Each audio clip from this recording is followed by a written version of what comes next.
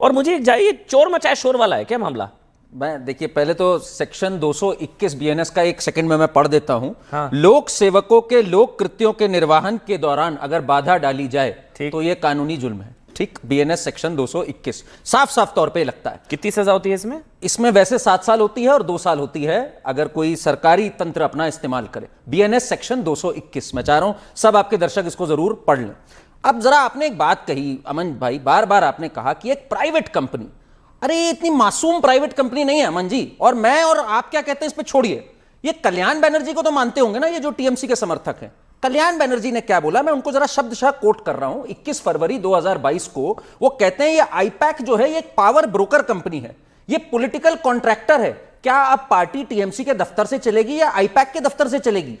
अब भाई कल्याण बनर्जी तो इनके सम्मानित एमपी है। और आगे बढ़ते हैं, मदन मित्रा जी हैं एक टीएमसी लीडर, बहुत पुराने लीडर है। हाँ। ममता बनर्जी के लॉयलिस्ट है। उन्होंने कहा ये तो रेट कार्ड लगा हुआ है यहाँ पे, 10 लाख में ये वाला पद मिलेगा, 20 लाख में ये वाला पद मिलेगा। उनके शब्द हैं मदन मित्रा के। कब कहे हैं? 3 फरवरी को कहे हैं, पिछले साल 2025 को। तो भाई ये तो आपके लोग कह रहे हैं आईपैक क्या चीज है। और दूसरी बात अमन जी, एक बात आप समझ लीजिए, ये जो बार बार चीज आती है ना कि अभी क्यों, टाइमिंग अभी क्यों, चुनाव से पहले 2020 में सीबीआई ने एफआईआर फाइल करी थी अभिषेक बैनर्जी और उनकी धर्मपत्नी के खिलाफ इस केस में। उसके बाद इनका जो एक यूथ लीडर था विनय मिश्रा, और ऊर्जा वाला, वो भाग गया यहां से, देश निकाल के भागा हुआ है, टीएमसी का नेता। उसके बाद पकड़ा गया अनूप माझी।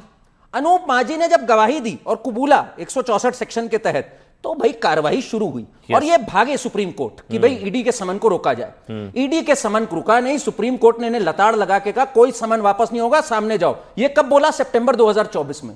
अब इन्होंने टालम टोली की खूब कोशिश करी, पर भाई कानून के लंबे हाथ फाइनली पकड़ते हैं आप तक। आज क्यों घबरा रहे हैं ये? अगर जब शकंबरी ग्रुप पकड़ा गया इसमें कि उसने जो इलीगल कोल की तस्करी थी उसमें शामिल था, उससे लाइन से हवाला एजेंट्स निकले जिसका कि रूट अब आईपैक तक पहुंचा है। देखिए मैं कह रहा हूं, कार्रवाई में दिक्कत क्या है आपको? वहां ना पहुंचती तो कम से कम उन पर सवाल ना उठते। उन्होंने वहां पहुंचकर अपनी संभावित सहभागिता को लेकर शक जाहिर कर दिया। जी। वो ना पहुंचती तो आज ये चर्चा नहीं होती। कहीं छापा पड़ा नहीं पड़ा। आज कर्नाटक में पड़ा सीबीआई का, आज कर्नाटक में पड़ा करोड़ों रुपए मिले, कोई सीएम नहीं पहुंचा। उन्होंने वहां पहुंचकर अपने ऊपर शक की सुई घुमा ली कि देखो मेरा कुछ मामला है या नहीं है। सोमनाथ भारती जी, आप लोग भी सपोर्ट कर रहे हैं, मैं सुन रहा था सौरभ भारद्वाज जी को, आप लोग भी सपोर्ट कर रहे हैं दीदी को।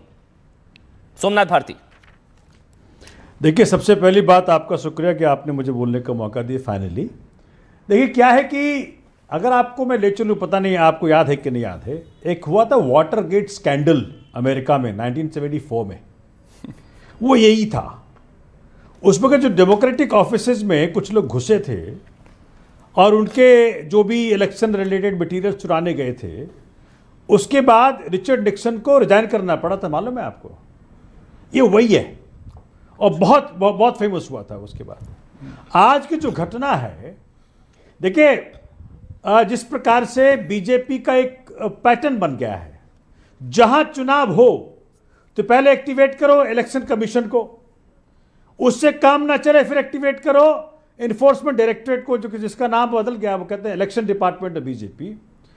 आप मुझे बताएं अमन जी, आप इतने बड़े पत्रकार हैं, 152 दिन जेल में रहे हेमंत सोरेन। हाईकोर्ट ने क्या कहा? कोई मामला नहीं बनता।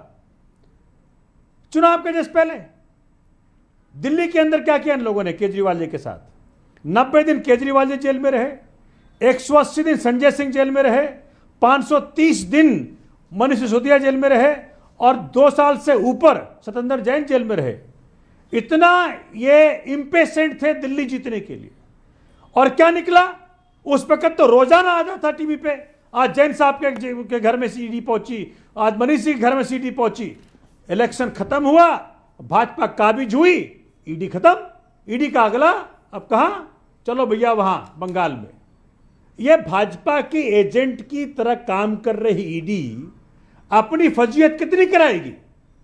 आज जगजाहिर हो गया कि बिल्कुल एकदम पॉलिटिकल टूल भाजपा के हाथ में टूल किट की तरह इस्तेमाल हो रही है। ठीक है। और जो दीदी ने किया, मैं सल्यूट करती हूं उनके करेज का, यही करना चाहिए था। लेकिन सोमनाथ भाई, ये तो आपने भी नहीं किया, ये तो आप लोगों ने भी नहीं किया। आप लोगों ने भी कम से कम कानून की कार्रवाई का सम्मान किया।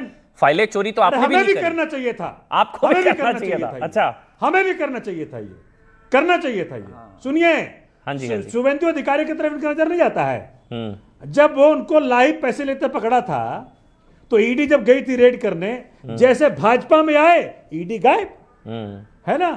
जितने भी नेता चाहे भाजपा जो और पार्टियों के रहे हैं, आप बच्चू हंसदा या बोल रहे जो नाम आ रहे हैं, हेमंत बिश्व शर्मा, रुद्रनील घोष, नारायण राणे, भवन गबली, प्रताप सरनाक, हसन मुशरीफ, प्रफुल्ल पटेल, नवीन जिंदल, तपस रॉय, अर्चना पाटिल, ये सब जब करप्शन में फंसे थे, जहां ईडी पहुंची थी, तो बड़ा एक फेमस चलता है आजकल जोक, ठीक है। ईडी के दरवाजे खटखटाने। समझ गया मैं। भैया दीदी ED से बीजेपी आए। में आएंगी तो निकल फिर दो दांत से धुल कहता है, जाएंगे भाई साहब, हमारे पास क्यों ठीक आए? है, ठीक है, हम समझ गया तो मैं। बीजेपी में चले गए महाराज जी।